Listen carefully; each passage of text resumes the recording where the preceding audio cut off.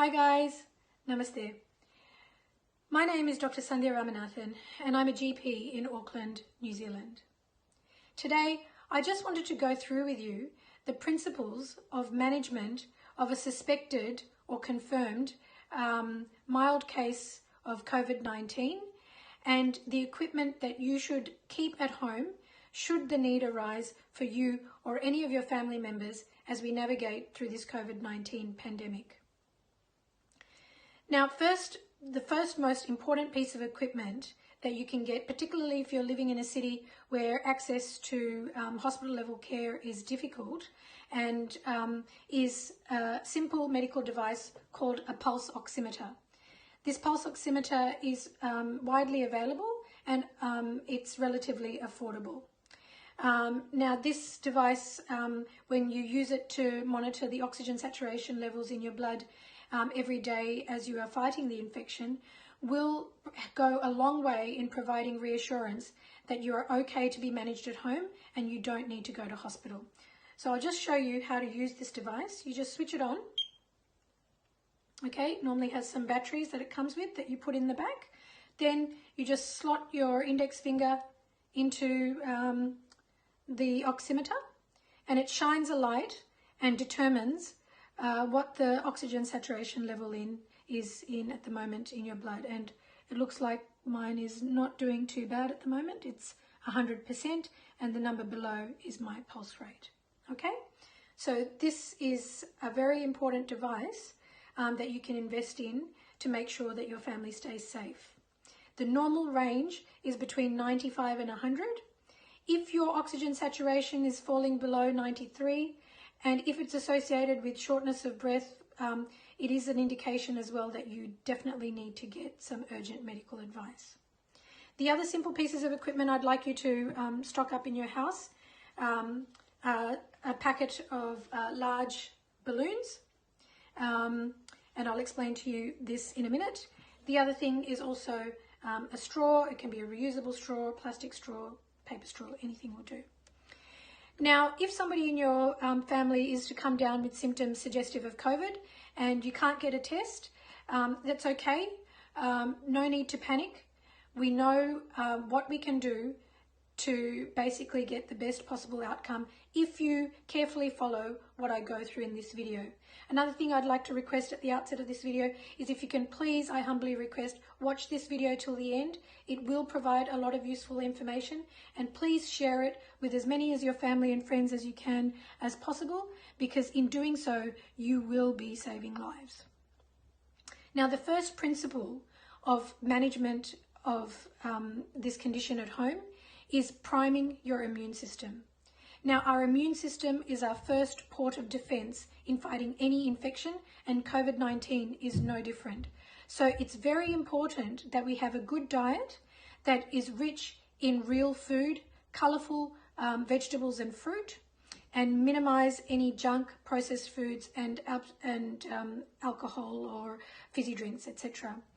Also, you need to stay well hydrated with water, and you need to remain calm, because this is an issue where your mind will very much determine what will happen to your matter or to your body. So it is very important that you stay calm, and these breathing exercises that I'll be showing you later will also help you do that.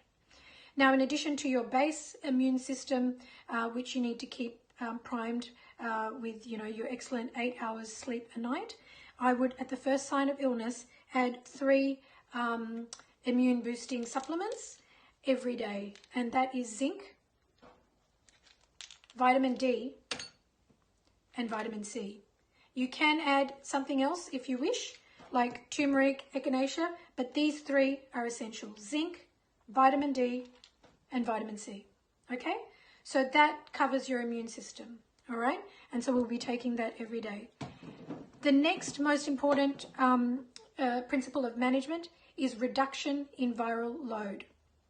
Now, when you get infected with COVID-19, it enters mainly from somebody else's infected respiratory droplets through your nose and your mouth, and also sometimes through your eyes. So if you are out and about and you can't maintain a social distance of at least 2 meters, or if not 1 meter, then you need to be wearing a mask.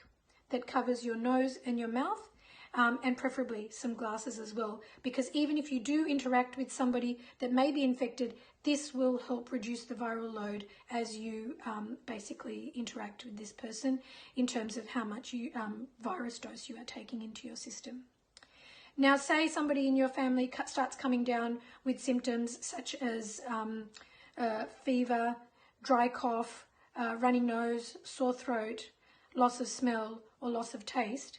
It is important to start working on diluting that viral load straight away.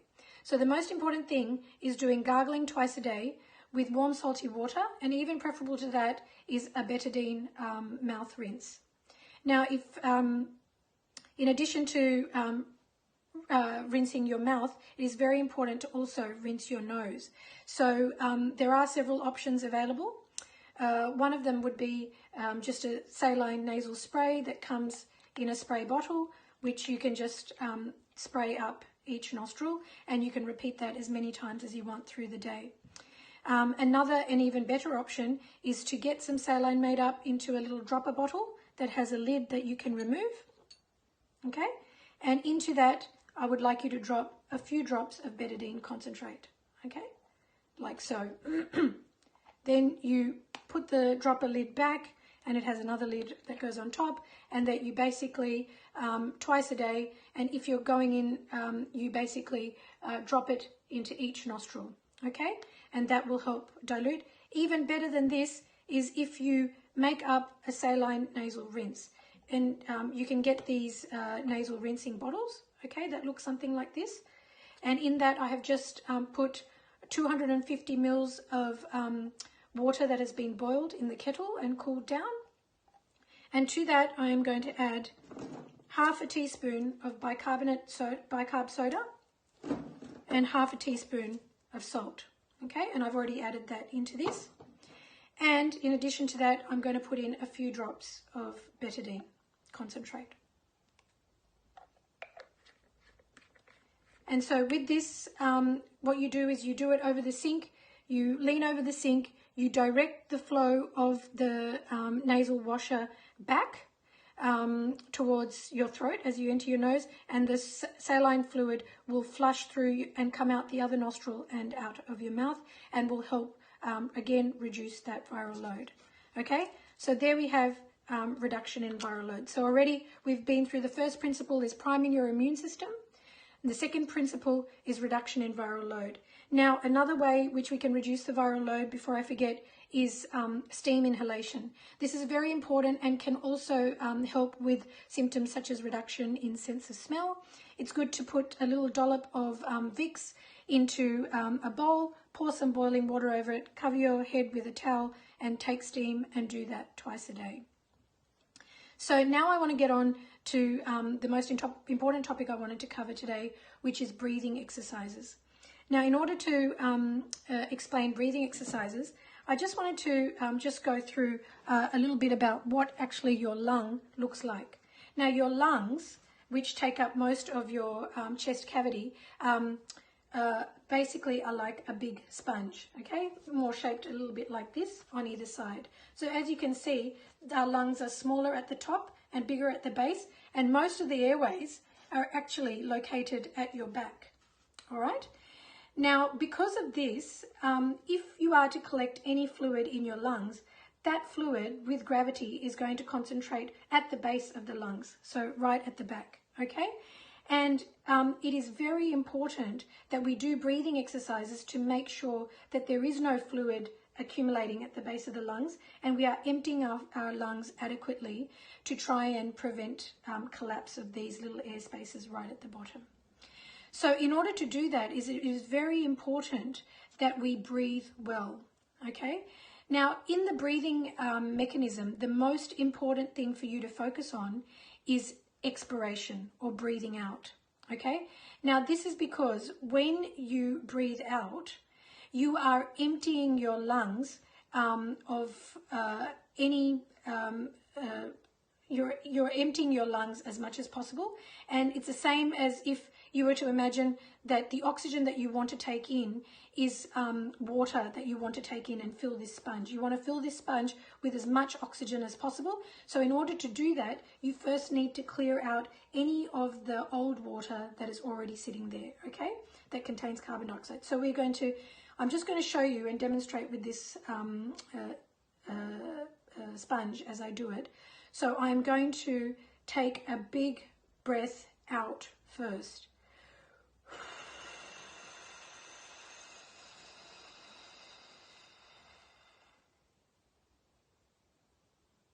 I'm going to hold it there.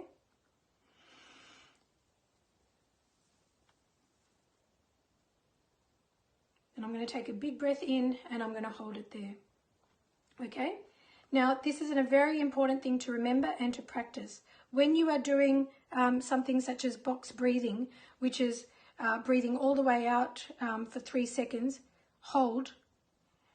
Imagine that you're drawing a box. As you're breathing out, 1, 2, 3, hold. You draw the line up. Then breathe in, 1, 2, 3, hold. You draw the line down. Okay, so this is a very important thing for you to practice when you are well. Now, when you are sick, it is very important that you do some exercises that will help maintain the space, those little sacs at the bottom of your lungs, and keep them open and patent and not collapsing down with fluid. Okay, so I have a very good exercise which was given to me by a very clever anaesthetist mum of one of my classmates. Her name is Dr. Gracie Ong, and she is in Malaysia, and she's given this great tip of blowing balloons, which is a method of simulating what they do with a ventilator and opening up your airways as much as possible.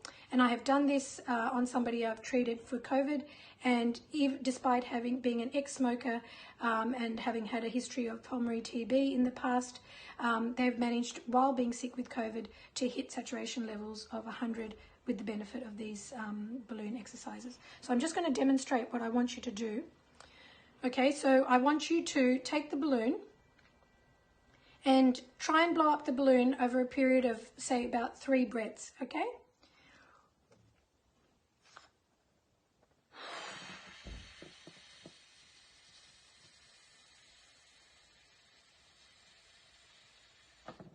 Okay, that's 1 breath. Okay, I'm going to get a good hold of it, and now I'm going to give it another one.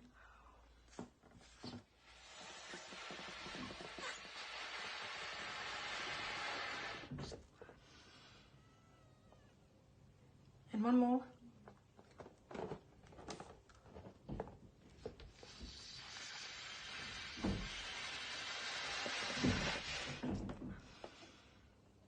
Okay, and then I'll take the balloon. And now let's just check how my oxygen saturation is doing. And I'm sure it's improved, because that was a lot of effort. So basically what you're doing there is you're blowing blowing out against resistance. That is a very good way to keep your airways patent. And there you have, I've just hit 100. Okay, now if you find that it's quite difficult, if you have elderly family members and they find it quite difficult to blow a balloon, you can pretend you are blowing a balloon, so they can just, pretend they have an imaginary balloon and just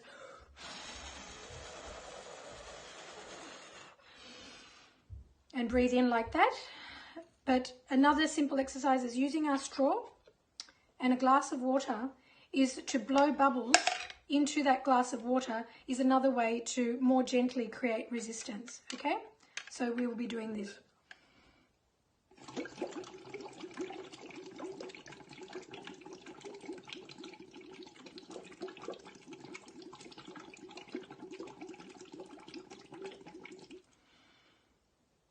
And this is another very good way and a good exercise to do. And I would suggest that you would do these exercises seated, and you would do these several times a day and recheck your oxygen saturations.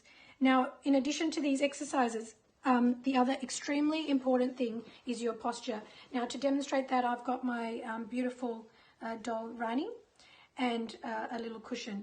Now, as I explained to you, the lungs are mainly, most of the airways are mainly situated at the back. So if we are to lie down for prolonged periods of time, what's going to happen is those airways, which are mainly located at the back, are going to get squashed and more likely to collapse. So when you are sick, it is very important, and it's good to start doing this when you're feeling well, is to sleep on your front. Now, you might think that that's very uncomfortable, and if you have the pillow under your head this way, it is going to be uncomfortable. But if you rotate the pillow long ways and you sleep with it under your chest, as you can see, Rani is able to fully expand her chest at the back. And I've had another case where a lady in her 70s was having saturations at 92, and she couldn't have access to any hospital beds, but just by sleeping at night on her tummy, she was able to bring her saturations back up to a safe level. So this is a very, very important thing. If you are sick, you are not meant to spend prolonged time lying on your back, and it's preferable to lie on your front, which is what they call a prone position, and it's what they're using in hospitals and also in ventilating these patients. It is also very important to get medical advice, even if it's virtual, at the onset of your symptoms, because I know in some countries they have protocols for simple antibiotics which they can prescribe, which are most effective if they've taken early, and most of these simple can be taken by most people even if they have underlying conditions. One of them is azithromycin, 500 milligrams once a day for 5 days, and some countries are adding in hydroxychloroquine as long as the patient's ECG is normal and they have no other medical problems. But again, that would only be done with somebody medical overseeing it. But the important thing is to stay calm. And if you do these three things, I'll just reiterate, they were boosting and priming your immune system. Number 2 was reduction in viral load. And number 3 was breathing exercises and maintaining a close eye on your saturations every day, at least for the first 14 days of the illness, and making sure that it stayed above between 95 and 100. Then you can be very happy that you will be fine and you will make a full recovery. If you need, what I will do is I will, that is quite a lot of information I've covered, but I will keep a brief description in the description box below. And just remember that there will be light at the end of this tunnel, that if you use the knowledge that we have gained over the last 6 months and you practice these things, you have a very good chance of making a full recovery and you will not need hospital level care. So please take all the adequate precautions to not get infected in the first place, and please stay healthy and stay safe. Thank you.